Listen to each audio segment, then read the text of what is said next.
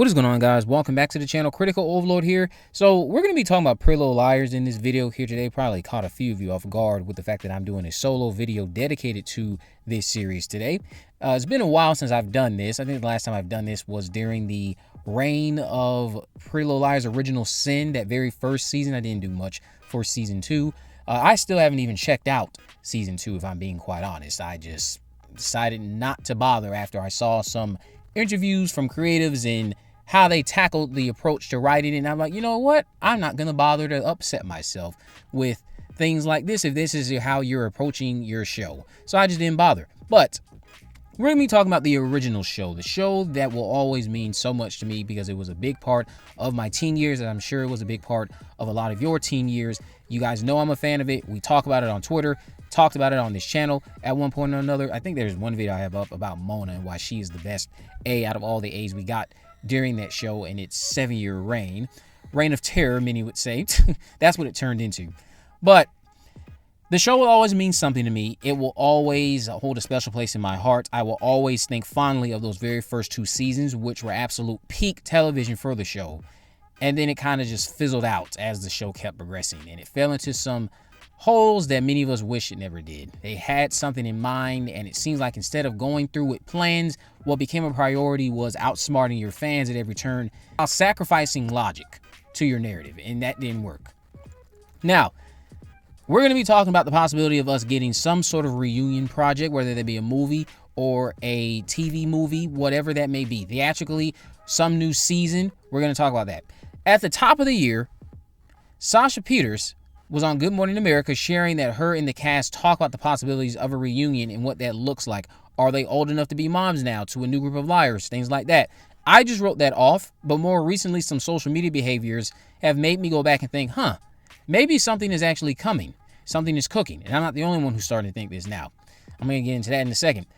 But for starters, the official pages more recently are making a big deal about the upcoming 15th anniversary of this iconic show. As you see here on your screen, the latest IG post says 15 years later and you still think your secrets are safe? Then it encourages fans to comment down below with moments from the show that still haunt them. I'll tell you right now, me and many others are still haunted by the abysmal writing that this show fell into.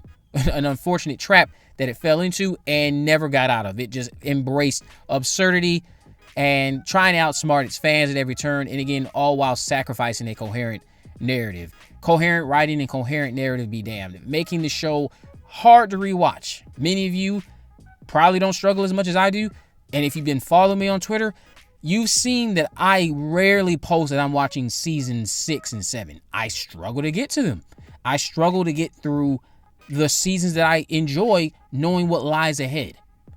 It's a shame because I love those first 2 seasons. I get through the first 3 even so easily. Such an enjoyable time.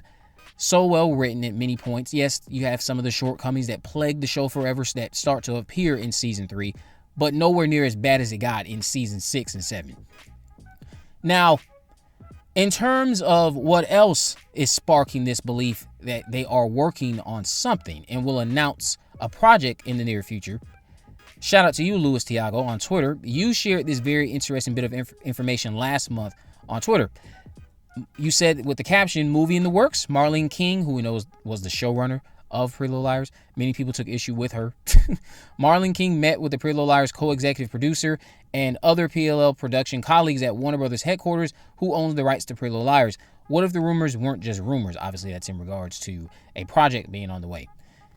As you see here on your screen, Marlene shared this image back in April. And again, shout out to you, Lewis, for bringing it to our attention. This is quite interesting. This is the biggest bit for me.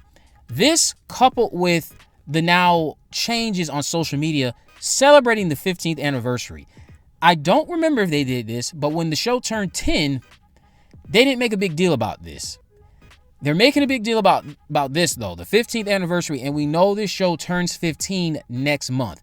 I recall very vividly the very first time I saw that trailer, seeing Bianca Lawson, who I already was a fan of because of her work in Buffy the Vampire Slayer as Kendra, even though that was a short-lived stint. Could have done much more with that character. But Bianca Lawson has been a staple in my childhood. Saw her on Sister Sister and some other shows. She was a big thing in the 90s. So seeing her really is what attracted me. And then on top of that, seeing some other familiar faces. You had Ashley Benson, who had just done a Bring It On movie a few years prior. Lucy Hale, who I remember showing up in Nesby Classified, and I think she was in one episode of Drake and Josh even. Shay Mitchell. So there's some very familiar faces. And Sasha Peters, who I recognize from Shark Boy and Lava Girl. Something about what they had cooked up and the mystery of it all, the horror appeal, all of that really spoke to me, and like, oh, you know what? I gotta watch this. Gotta watch it. And I didn't regret it for those first 2 seasons anyway.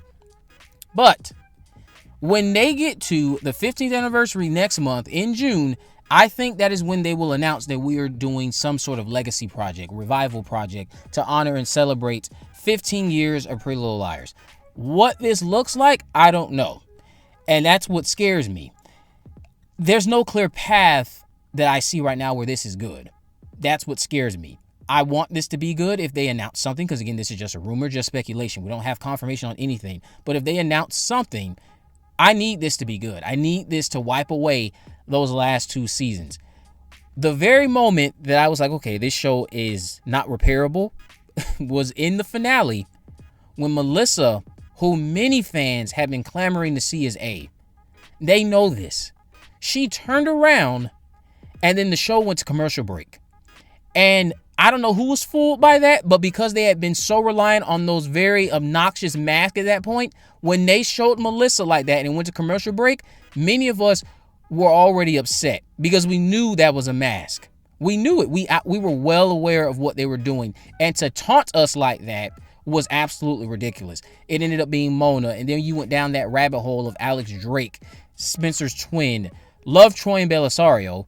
She did an amazing job on the show, but Alex Drake, awful inclusion, especially when you wanted to tell your viewers that you had been planning this from the start. There is no way you had planned a plot hole filled mess from the start. I just don't believe that. I will give you the benefit of the doubt there. At times, what I feel like happened to this show is they had a cast of characters, specifically Cece, played by Vanessa Ray, who ended up being Charles De Laurentiis, Charlotte De Laurentiis, whatever, Cece Drake.